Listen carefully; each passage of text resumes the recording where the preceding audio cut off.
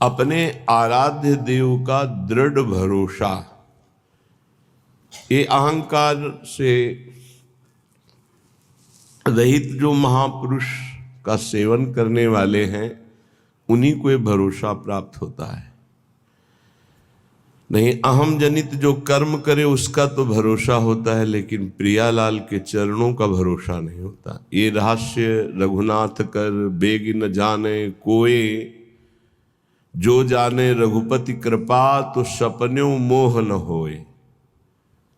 यह रहस्य रघुनाथ कर बेग न जाने कोई, जल्दी कोई ये समझ नहीं पाता। जो समझ गया फिर वो जानत तुम्हें तुम्हें हो जाए, फिर किंचन मात्र भेद नहीं रह जाता, वो अभेद स्थिति को प्राप्त हो, वो प्रेम स्वरूप हो जाता है। जानत तुम्हें तुम्हें हो जाए, रूप हो जाता है, जानत तुम्हें तुम्हें हो जाए। श्रीपाद प्रबोधानंद जी महाराज कह रहे हैं, ये वृंदावन धाम है, साधो शक्नोषि नो चेत सकलमपि हठात स्वप्न कल्पम विहातुम, तर्हि त्वं ध्याय वृंदावन मनुषं अथोपास्य वृंदावनेशौ, तन्नामान्येव नित्यं जप सतत मथो तत्कथां संसृणुष्व, श्रीमद् वृंदावन स्थानथ परिचर भो भोजनाच्छादनाद्यैः। इसमें साधो संबोधन करते हैं, अर्थात ये जन साधारण से ऊपर उठी हुई बात है। जो सतमार्ग में चल पड़ा है, जिसने निश्चय कर लिया है कि इसी जन्म में मुझे प्रिया प्रीतम की प्राप्ति करनी है, वो साधो ही हो गया। वो चाहे पैंट शर्ट में हो, चाहे वो धोती कुर्ता में हो, साधु का तात्पर्य उसके स्वभाव से है। बाहरी वेश से केवल साधु नहीं माना जाता। वेश के साथ आचरण नहीं है तो वेश तो कालनेमी ने भी रख लिया था। वेश तो बहुत से कत्ल करके भी रख लेते हैं। वेश तो बहुत से चोर और ठग भी रख लेते हैं। वेश रखने में कितने मिनट लगता है? थोड़ी देर के लिए वेश रखा, फिर सांसारिक वेशभूषा में फिर ऐसे विचरण कर रहे। कई ऐसे प्रसंग पाए गए। वेश का खास महत्व आचरण से है। यदि आचरण नहीं तो वेश का कोई खास महत्व नहीं है। साधो सकनोषि नो चेत सकलमपि हठात स्वप्न कल्पम विहातुम। अय साधो, अय उपासक, तू इतना बात समझ ले कि जितना तू इस संसार का वैभव सुख देख रहा है, एक स्वप्न है, स्वाप्निक है, काल्पनिक है, सत्य नहीं है। हे साधो सकनोषि नो चेत सकलमपि हठात स्वप्न कल्पम विहातुम। यदि तुम मेरी बात मान सको और ऐसा कर सको, क्या ये जितनी भी भोग सामग्री, जितने भी भोग प्रक्रियाएं, जितना भी वैभव, ये एक स्वाप्निक है। श्रीपाद जो कह रहे हैं वो भगवान शंकर पहले ही बोले, उमा कहूं मैं अनुभव अपना, सत हरि भजन जगत सब सपना। बड़े बड़े महापुरुषों ने कहा, ब्रह्म स्तंभ पर्यंतम सर्वम मायामयम जगत सत्यम सत्यम पुनः सत्यम हरेर नाम केवलम। भगवान नाम केवल सत्य है और सब झूठा है। ये जो आज दिखाई दे रहा है कल नहीं रहेगा, जो कल नहीं था वहां आज कुछ और दिखाई दे रहा है। बड़ा विचित्र माया का खेल है, ये काल्पनिक है, स्वाप्निक है। तरही तुम ध्याय, तुम ध्यान करो। किसका? बोले वृंदावन मनुष्यम अथो उपास्य, जो वृंदावन में रात दिन जिनकी उपासना होती है, श्यामा श्याम, इनका तुम ध्यान करो। इस संसार का चिंतन मत करो, ये काल्पनिक है, ये स्वाप्निक है, ये नष्ट होने वाला है। बोले बहुत कठिन है प्रिया प्रीतम का चिंतन करना, श्यामा श्याम का चिंतन करना। तो बोले वृंदावनेशौ, वृंदावन आ जाओ, यहां आध्यात्मिक पावर तुम्हारे हृदय में जागृत होगा। बहुत बड़ी सामर्थ्य है धाम की। तुम्हें सत्संग मिलेगा। जब भगवान विशेष कृपालु होते हैं तब सत्संग में भेजते हैं। कोई कोई कृपा की अवहेलना करके सत्संग से लाभ नहीं ले पाते हैं। कोई बिरले होते हैं जो सत्संग रूपी अमृत का पान करते हैं। क्या सत्संग रूपी अमृत से मिलता है? बोले तन नामान्येव नित्यम जप, अन्य नहीं, तन नाम। तन नाम श्यामा श्याम का, जहां कहा तरही त्वम ध्याये, श्यामा श्याम का ध्यान करो। कौन? वृंदावन मनुष्यम अथो उपास्य। वृंदावन में रात दिन जो उपास्य देव हैं, जिनकी उपासना होती, तरही त्वम ध्याये, उनका ध्यान करो, श्यामा श्याम का। बोले बड़ा कठिन है, कैसे ध्यान करूं?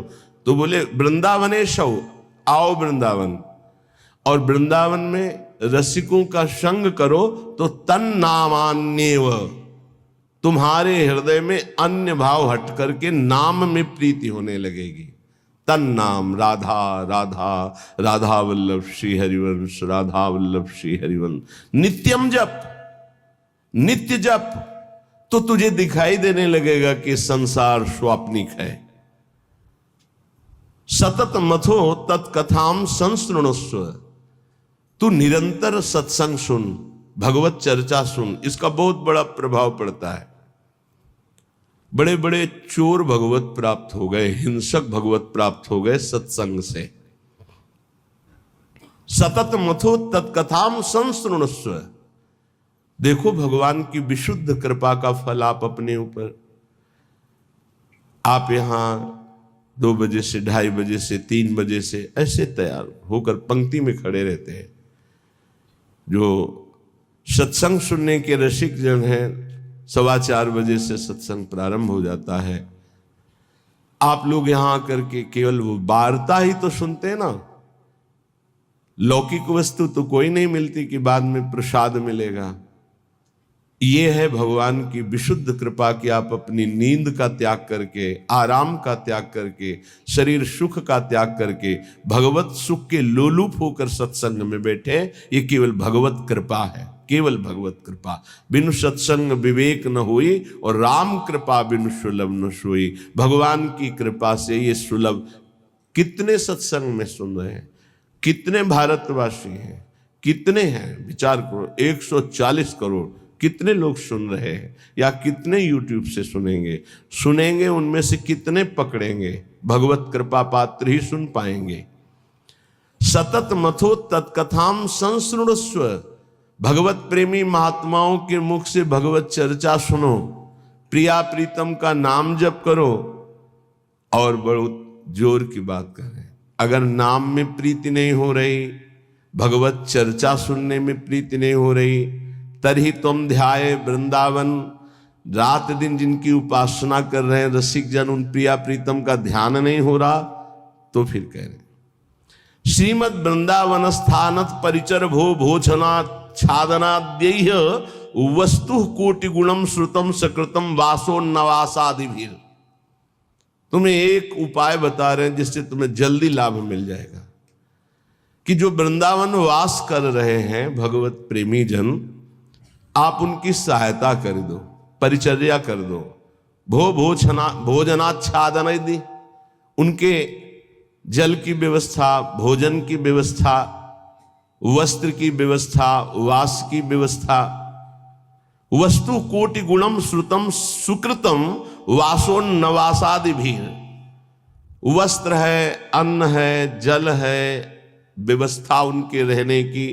तो बोले जो ऐसा करता है तो अन्य जगह से करोड़ गुना बढ़कर उसको यहां लाभ मिलता है। वस्तु कोटि गुणम श्रुतम सुकृतम, सुकृतम माने मतलब पुण्य। जैसे आप गांव में अपने 50 को भोजन पवावें और फिर संगम प्रयागराज तीर्थ में जाके भोजन, तो बहुत बड़ा अंतर हो गया। फिर काशीपुरी में, द्वारिकापुरी में, अयोध्यापुरी में, मथुरापुरी में, कांचीपुरी में, अवंतिकापुरी में, इनमें पवाएं तो उससे भी बहुत बड़ा अंतर पड़ा, बड़ा लाभ मिलेगा। लेकिन श्रीधाम वृंदावन में यदि वास करने वाले जन हैं, उनको भोजन है, वस्त्र है, उनके वास की व्यवस्था है, तो वस्तु कोटि गुणम श्रुतम सुकृतम वासोन्नवासादिवीर